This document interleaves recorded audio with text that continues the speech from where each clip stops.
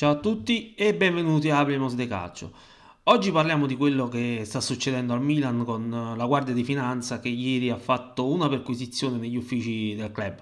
Perquisizione che è una conseguenza dell'inchiesta sulla cessione del Milan dal fondo Elliott a Redbird di Jerry Cardinale. Al centro delle indagini ci sono Giorgio Furlani, attuale AD del Milan, e il suo predecessore Ivan Gazidis. Entrambi sono indagati dalla procura milanese per ostacolo all'attività di vigilanza della FIGC.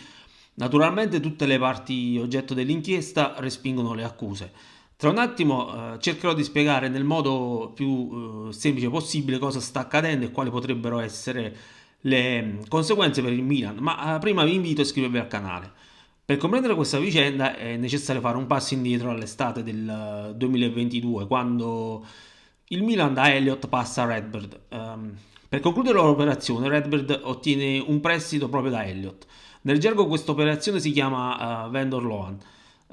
Giorgio Furnari, già presente con la proprietà, Elliott continua ad essere l'AD del Milan anche dopo la cessione. Cessione immediatamente comunicata alla FIGC. Ora, cosa ritiene la Procura di Milano?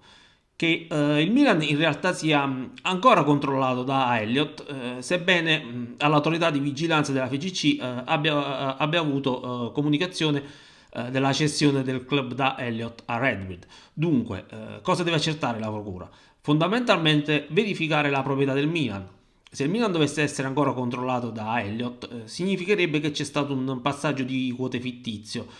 Pertanto il Milan da un lato avrebbe fornito una comunicazione mendace alla FIGC e dall'altro avrebbe violato i regolamenti UEFA in base ai quali è vietato il controllo di due società che partecipano alla medesima competizione, poiché Elliott controlla anche Lille in quanto creditore di 170 milioni circa.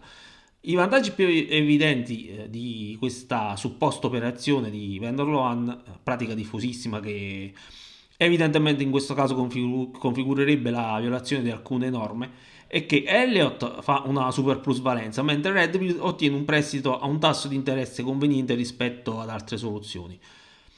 La Procura di Milano, inoltre, vuole vederci chiaro anche sulla congruità del prezzo di vendita, ovvero di circa 1 miliardo e 200 milioni, una cifra che secondo i PM sarebbe il doppio rispetto al reale, circa il doppio rispetto al reale valore del club rossonero. Questa è la situazione. Ora, se le accuse fossero confermate, cosa accadrebbe al Milan?